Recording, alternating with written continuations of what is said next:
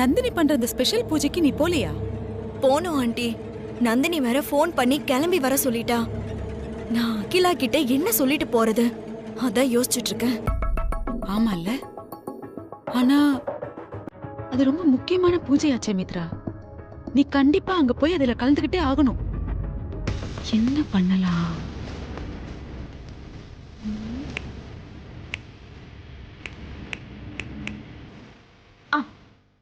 Idea. என்ன idea aunty? Akila கிட்ட எப்படி போனா அவ எப்படி வருவான்னு எனக்கு நல்லாவே தெரியும். அதனால இப்ப நான் அவ முன்னாடி ஒரு நல்ல டிராமா பண்ண போறேன். நீ மட்டும் நான் சொல்றபடி அப்படியே செய். என்ன பண்ணணும் சொல்லுங்க ஆண்டி.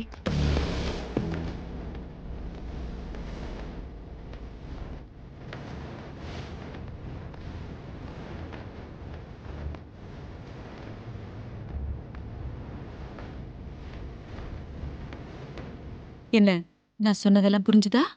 புரிஞ்சுது ஆண்டி. அகிலா வந்ததும் என்னோட பெர்ஃபார்மன்ஸ பாருங்க. ம்.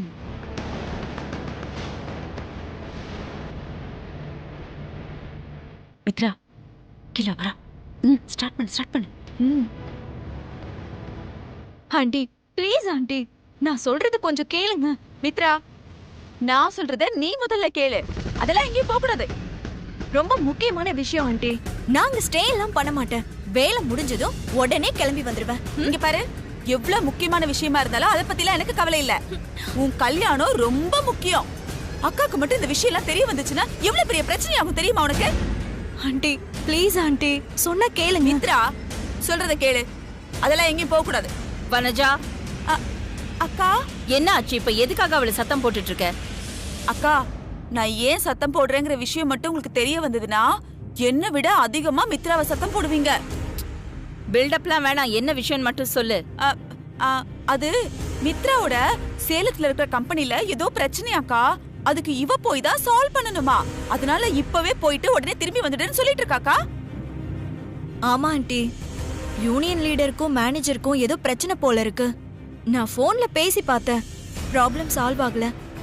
யூனியன் லீடர் லேபர்ஸ் எல்லாத்தையும் சேர்த்து ஸ்ட்ரைக் பண்ண வைப்பார் போல இருக்கு. நான் நேர்ல போய் பார்த்து பேசினாதான் சரி பண்ண முடியும் ஆண்டி. அக்கா, கல்யாண தேதி ஃபிக்ஸ் பண்ணியாச்சு. இவ்ளோ நெருக்கத்துல கல்யாணத்தை வச்சுக்கிட்டு பொண்ணும் மாப்பிளையும் வெளியூர் எங்கேயும் போக கூடாதுங்கிறது சம்பிரதாயம் தானக்கா. அதனாலதான் மித்ரா எங்கேயும் போக கூடாதுன்னு நான் சத்தம் போட்டுட்டு இருந்தேன். ஆண்டி, உங்களுக்கு தெரியாதது எதுவும் இல்ல. ஸ்ட்ரைக் அனௌன்ஸ் பண்ணா நமக்கு நஷ்டம் வருங்கிறத தாண்டி லேபர்ஸ் பாதிக்கப்படுவாங்க. அதனாலதான் நான் இமிடியேட்டா போகணும்னு சொல்றேன் ஆண்டி. மித்ரா, சும்மா நீ சொன்னதையே சொல்லிட்டு இருக்காத. உன் கம்பெனி லேபர்ஸ் பிரச்சனை இதெல்லாம் விட அக்காவுக்கு ஆதியோட கல்யாணமும் சம்பிரதாயமும் தான் ரொம்ப முக்கியம். இங்க பாரு, அந்த பிரச்சனைக்கெல்லாம் ஏதாவது மாத்து வழி இருந்தா அதை பண்ணிடு. போவுள்ளன்னு சொல்றேன்ல. ஆண்டி ப்ளீஸ், பிசினஸ் உமனா என்னோட நிலைமை உங்களுக்கு நல்லாவே புரியும் நினைக்கிறேன்.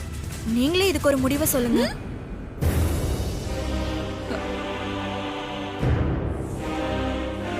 யோசிக்க ஆரம்பிச்சுட்டா.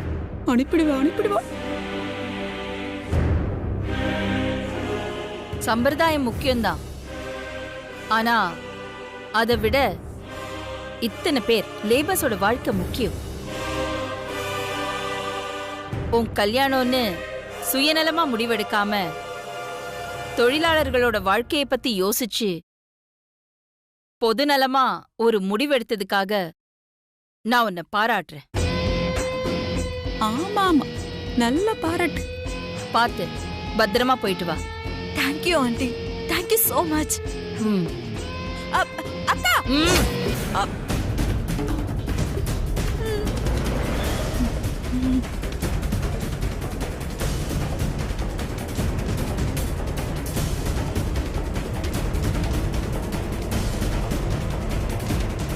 Mitra, success aunty. சீக்கிரமா பூஜைக்கு போயிட்டு பத்திரமா திரும்பி வந்துரு. போ. Thank you so much. போயிட்டு வா. வனஜா நினைச்சா முடியாதது இருக்கா? அகிலா, உன்னை பத்தி எனக்கு தெரியாதா?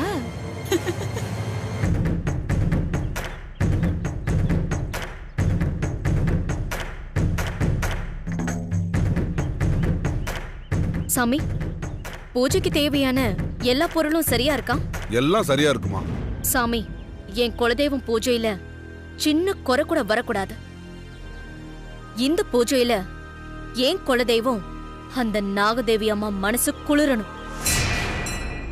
ஆதிக்கடவுர் வம்சத்தோட அழிவு ஆரம்பமாகணும். நீங்க நினைச்சதெல்லாம் கண்டிப்பா நடக்குமா? நான் பூஜைக்கு ரெடி பண்றேன். ஆமா, உங்க தங்கச்சி என்ன காணோம்? கிளம்பிட்டாங்களா? நான் ஃபோன் பண்ணி சொல்லிட்டேன். இந்நேரத்துக்கு புறப்பட்டு வந்துகிட்டு இருப்பான். நீங்க ஆக வேண்டியதை பாருங்க. சரிங்கம்மா.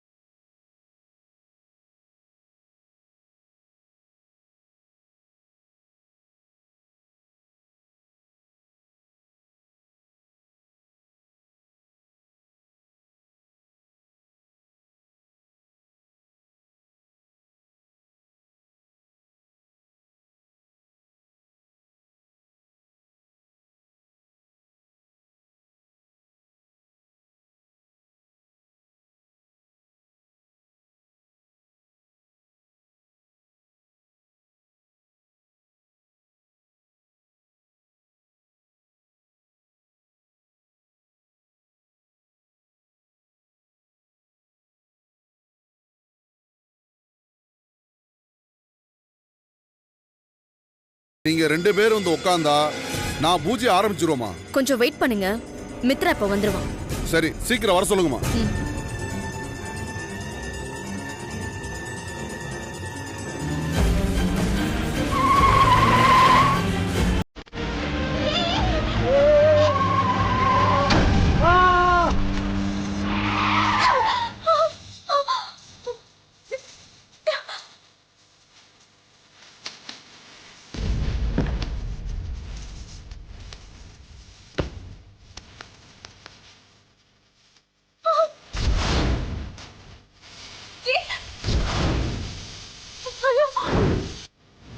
ஐயோ, ஆள் உயிர்.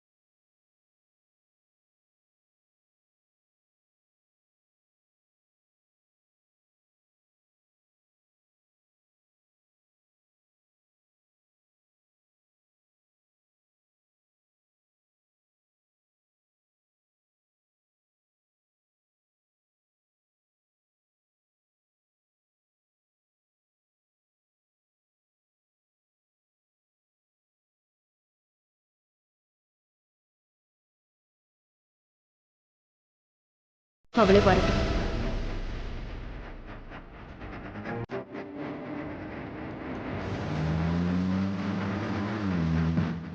என்ன மித்ரா, கொஞ்சம் கேர்ஃபுல்லா இருந்திருக்கலாமே. சரி, ஓகே, விடு. டென்ஷன் ஆகாத. பூஜைக்கு வேற டைம் ஆயிட்டு இருக்கு.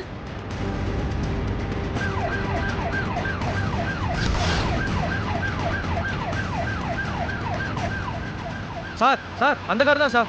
எஸ் அந்த கார் தான் சேஸ் பண்ணி புடி. கோ. Okay sir.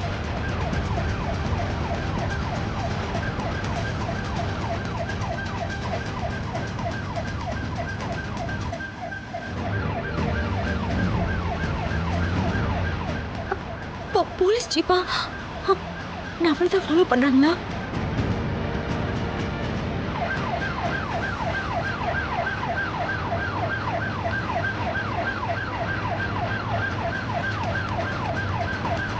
நான் வேகமா போனா போலீஸ் தேவையில்லாம என்னதான் சந்தேகப்படும்.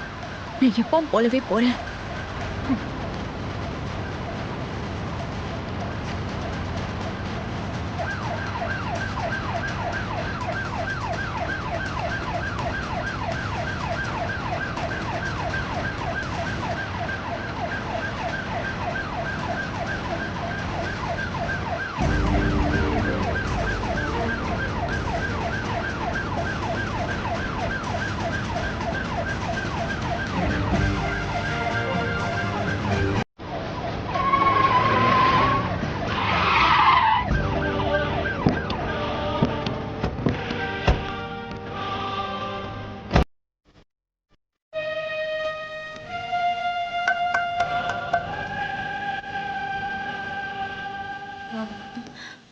என்ன இன்ஸ்பெக்டர்?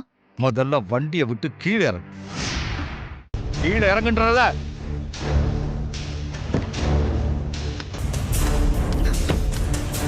என்ன சார், என்ன problem? You only problem. Excuse me, நான் யாருன்னு தெரியாம என்கிட்ட நீங்க மரியாதை இல்லாம பேசிட்டு இருக்கீங்க. இதனால நீங்க பின்னாடி வருத்தப்பட வேண்டியது இருக்கும். காரை ஒருத்தன் மேல மோதிட்டு கொஞ்சம் கூட மனிதாபிமானமே இல்லாம அடிபட்டவனை ரோட்லயே விட்டுட்டு வந்த உனக்கெல்லாம் மரியாதை ஒரு கேடா?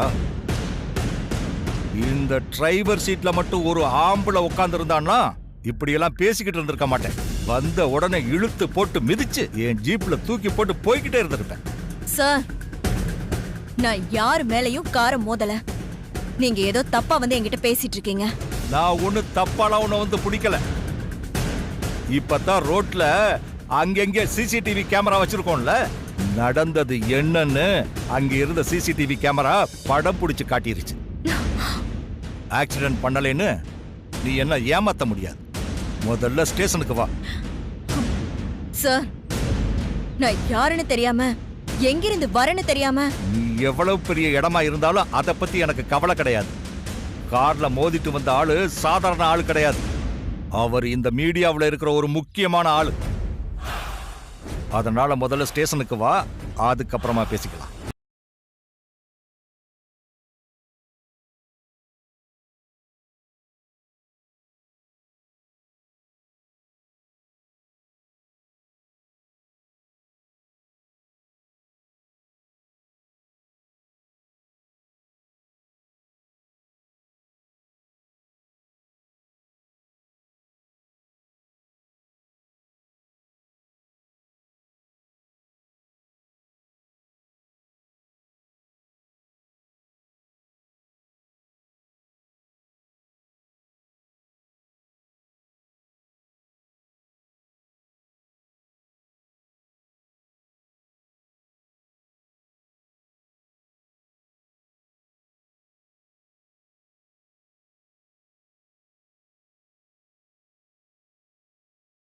கேளுங்க,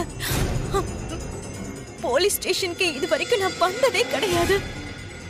வந்துட்டீங்கல்ல, உள்ள வாங்க பேசிக்கலாம். Please inspector. சுந்தரி, கூட்டிட்டு வாமா. இன்ஸ்பெக்டர், ப்ளீஸ் சொல்றத கேளுங்க.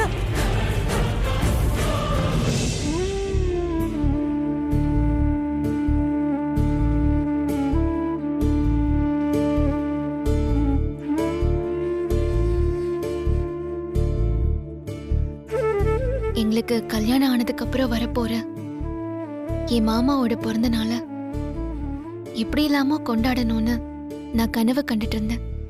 ஆனா இப்போ மாமாவோட பிறந்த நாள் நெருங்க மனசுக்கு திக்கு திக்குன்னு இருக்குமா.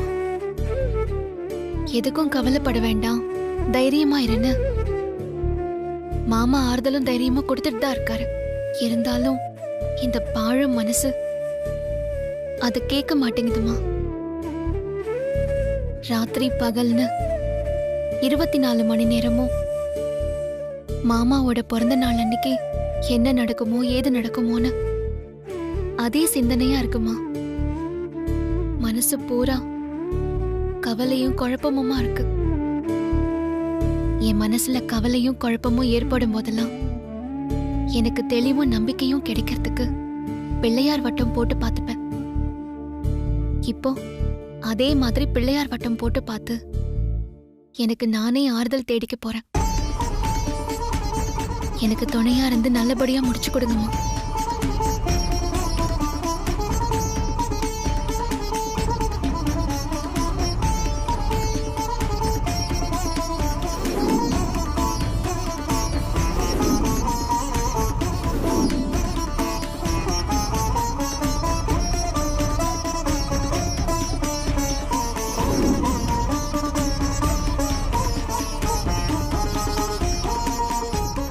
மாமாவோட பிறந்த நாள் அன்னைக்கு அம்மா எங்க கல்யாணத்தை ஏத்துக்கணும்.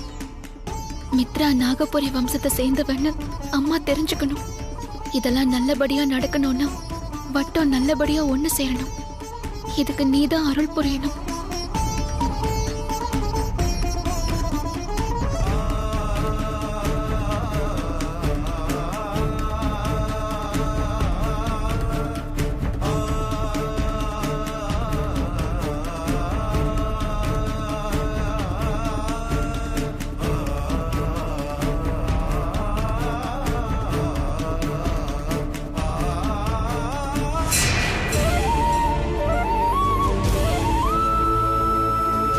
பார்வதி, கண்ணை திறக்காத, நான் தான்.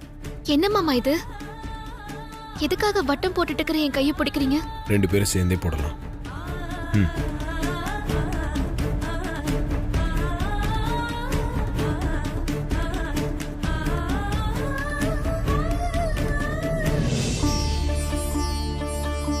கண்ணை திறந்து பாரு.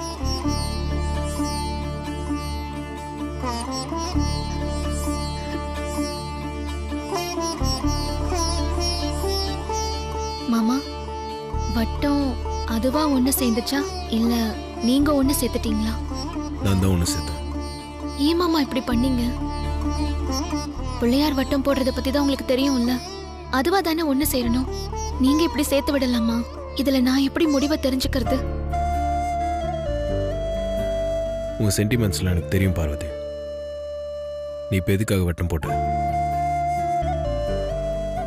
நம்மள அம்மா ஏத்துக்குவாங்களா மாட்டாங்களான்னு தெரிஞ்சுக்கிறதுக்கு தானே. இப்போ உங்ககிட்ட ஒன்று சொல்கிறேன், நல்லா தெரிஞ்சுக்க. இனிமே இந்த விஷயத்துல நமக்கு சாய்ஸ்லாம் எதுவும் கிடையாது. ஒரே சாய்ஸ் தான்.